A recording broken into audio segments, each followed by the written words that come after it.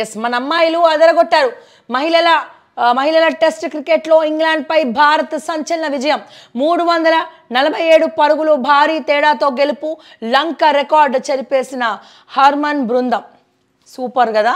ఇగో భారత మహిళల క్రికెట్ జట్టు అదరగొట్టింది. ఏకైక టెస్టులో ఇంగ్లాండ్ను భారీ తేడాతో చిత్తు చేసింది. 347 పరుగుల తేడాతో విజయం సాధించి సంచలనం నమోదు చేసింది.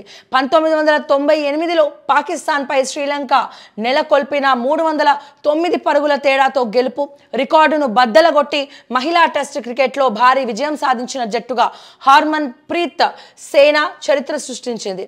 టీమిండియా నిర్దేశించిన 479 పరుగుల ఛేదనలో ఇంగ్లాండ్ రెండో ఇన్నింగ్స్లో 131 పరుగులకే కుప్పకూలింది. Player of the match Deepti Sharma 2 ఇన్నింగ్స్లో కలిపి 9 వికెట్లు పడగొట్టి భారత విజయంలో కీలక పాత్ర పోషించింది. తొలి ఇన్నింగ్స్లో 428 పరుగులు చేసిన భారత్ రెండో ఇన్నింగ్స్లో 186 స్కోర్ వద్ద డిక్లేర్ చేసింది. ఇంగ్లాండ్ మొదటి ఇన్నింగ్స్లో 136 పరుగులకే ఆల్అవుట్ అయ్యింది. సో నిజంగా మహిళలు మహారాణులు. అమ్మాయిలంటే అట్లా ఉండాలి. ఒక ఉమెన్ని ఎంకరేజ్ చేస్తే ఏదైనా చేసి చూపిస్తుంది. Women is nothing but wow అంతే. ఇంకా సో అంతకుమించి ఏం చెప్పలేము. 20 కోట్ల శునకం అంట. ఎవరికన్నా కావాలన్నా కొనుక్కుంటారా?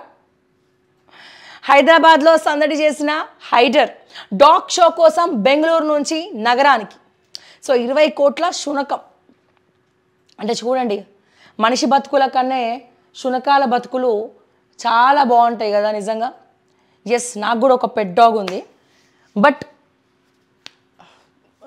Very good thing. దేశం కోసం దానం, కాంగ్రెస్ విరాళాల సేకరణ.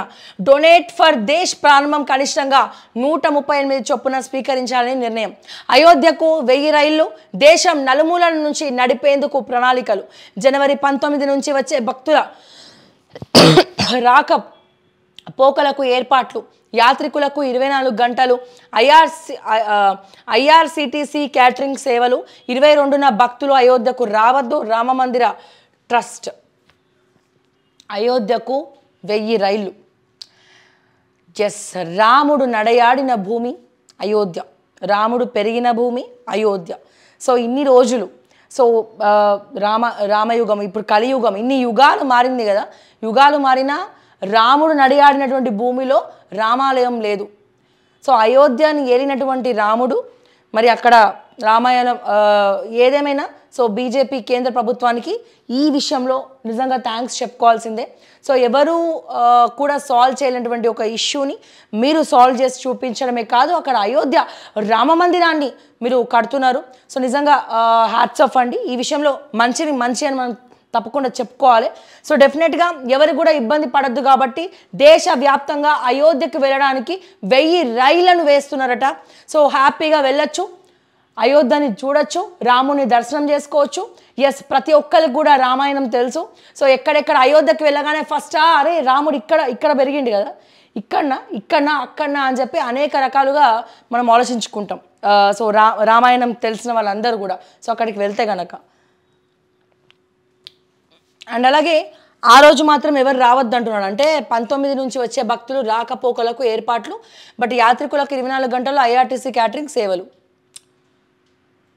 22న మాత్రం భక్తులు అయోధ్యకు రావద్దు అని చెప్తున్నారు. ఎందుకంటే సో ఆ రోజు కొద్దిగా అంతా బిజీగా ఉంటారు. సో కొన్ని లక్షల మంది వస్తూ ఉంటారు.